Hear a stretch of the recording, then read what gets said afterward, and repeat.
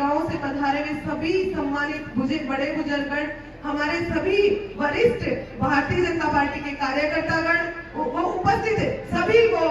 बड़े बुजुर्गगण जो हमेशा पूर्व विधायक श्री दाताराम पूजन के ऊपर अपना आशीर्वाद बनाए रखते हैं। शिमला की ये धरा वो धरा है जो मेरे पिता की फेवरेट, मेरे पिता की सबसे प्रिय पंचायतों में से आती है। आज मुझे काफी सारे लोगों ने पूछा कि आप आज शिमला में प्रोग्राम है, तो मैंने उनको पहले उदाहरण दिया था कि आज उस पंचायत में प्रोग्राम है जिस पंचायत में हमेशा से श्री दाताराम गुर्जर को इतनी बढ़त मिली है कि चाहे वो निर्दलीय चुनाव लड़े हो, चाहे वो पार्टी से लड़े हो, लेकिन जब से उन्होंने चुनाव लड़ना शुरू किया है, जब से इस पंचायत ने उस परिवार पर, स्वर्गीय मालाराम जी के उस परिवार पर, दाताराम जी के ऊपर अपना आशीष हमेशा बनाए रखा। और आपका ये आशीर्वाद इस बेटी पर भी हमेशा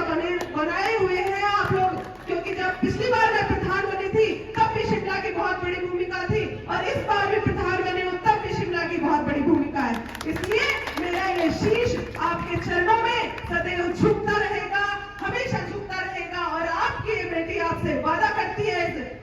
होली चौक के ग्राउंड में कि जब जब भी शिमला के एक एक व्यक्ति को इस बेटी की जरूरत पड़ेगी, इन मातृशक्ति को इस बेटी की जरूरत पड़ेगी, तो ये बेटी अपनी आत्मा निकाल के आपके सामने रख देगी।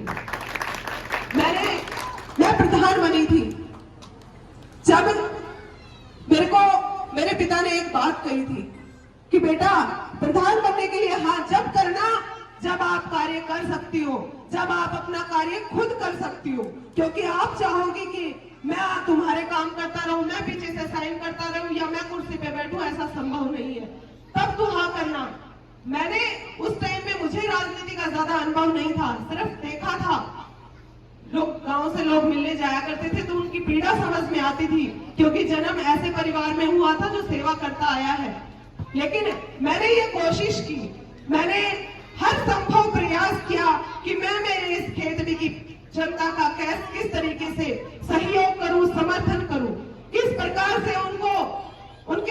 उन विकास कार्यों को करवाऊं जो मेरे दादाजी ने अधूरे छोड़े थे, जो मेरे पिता का हमेशा से सपना रहा है कि खेतड़ी के हर गांव और ढाणे का विकास हो। मैंने हर संभव प्रयास किया कि मैं मेरी इस जनता की सेवा करूं, या कभी कोई खेतड़ी का एक भी जन ऐसे नहीं कह दे कि मनीषा को सीट पे बैठाया था और मनीषा ने अपनी सीट के साथ न्याय नहीं किया। इसलिए मैंने अपने बच्चों को छोड़ा, मैंने अपने बच्चों का बचपन नहीं देखा, सिर्फ आपके लिए, सिर्फ आपकी सेवा करने के लिए, क्योंकि मेरे ध्येय था कि सेवा करूं, मेरे ध्येय था कि मेरे दादाजी ने जो खेतड़ी के लोगों के लिए सपने देखे, मेरे दादाजी ने जो 15 साल 20 साल तक राज में रहे और खेतड़ी की जनता की जो सेवा की है, उस सेवा को मैं किस तरीके से बरकरार रखूं। अगर जिम्मेदारी मेरे कंधों पर आई है, अगर जिम्मेदारी कमान मुझे संभालनी है, तो मैंने अपना संपूर्ण 7 साल का मैंने अपना संपूर्ण टाइम मेरी इस खेतड़ी की जनता पे दिया है। आज मेरी मातृशक्ति बैठी है, आप लोगों को पता है कि 25 से 35 साल की उम्र किसी भी लड़की की अपने परिवार को संभालने की होती है। यह उम्र ऐसी होती है जिसमें बेटी, कोई भी माँ अपने बच्चों को अकेला नहीं छोड़ सकती, एक माँ की अपने बच्चों को आवश्यकता होती है। लेकिन मैंने आप लोगों के, मैंने अपनी दादी नानियों के भरोसे अपने बच्चों को छोड़ा और सिर्फ एक दे था कि मेरे इस खेतड़ी की हर वो एक महिला जिसका इस बेटी को अगर कोई भी आवश्यकता पड़े तो उस समस्याओं का समाधान मैं कर सकूं। इसलिए मैंने काम करने का मेरा एक तरीका निकाला। लोगों ने मुझे फोन पर कहा तो भी मैंने फोन के माध्यम से काम करवाए, क्योंकि मेरा हमेशा से, मैं यहाँ के लोगों की पीड़ा समझती थी। हर एक जने को चक्कर कटवाने की आदत मेरी नहीं थी कि मैं आपको बुलाऊं घर आ जाओ, मैं आपको बुलाऊं पंचायत समिति आ जाओ। मैंने ऑन द स्पॉट काम किया, मैंने फोन के माध्यम से काम किया, मैंने आप लोगों के उन कामों का निराकरण निकालना जो मुझसे संभव हो सके है। आप अपनी आत्मा पर एक बार हाथ रख के जरूर सोचिएगा कि मनीषा ने कभी अन्याय नहीं किया है, सिर्फ न्याय करने की कोशिश करी है। और आज इस बेटी का वही वादा आप लोगों से फिर से है कि जब तक सीने में जान है, जब तक इस जीवन में मैं जितना कर सकूंगी उतना मैं जरूर करूंगी, उसका 100% करूंगी, क्योंकि आप लोगों से मेरा आत्मा का जुड़ाव है। आप लोगों से नेता और जनता का जुड़ाव नहीं है, आप लोगों से एक जनप्रतिनिधि और जनता का जुड़ाव नहीं है। आप लोगों को मैंने अपने दिल में बसाया हुआ है, आप लोगों से जुड़ाव है, मेरा आत्मा का जुड़ाव है। जितने भी बड़े बुजुर्ग यहाँ पे बैठे आप लोगों जब मेरे सिर पे आशीर्वाद देते हैं, जब आप मेरे को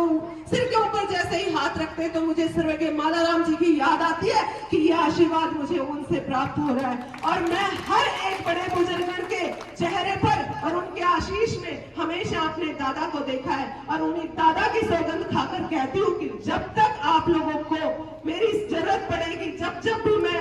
विकास के मामले में हो या जब भी इस बेटी का जब आप लोगों को सहयोग की आवश्यकता होगी, तो मैं जी और जान लगा दूंगी, लेकिन आप लोगों को पीड़ा नहीं होने दूंगी।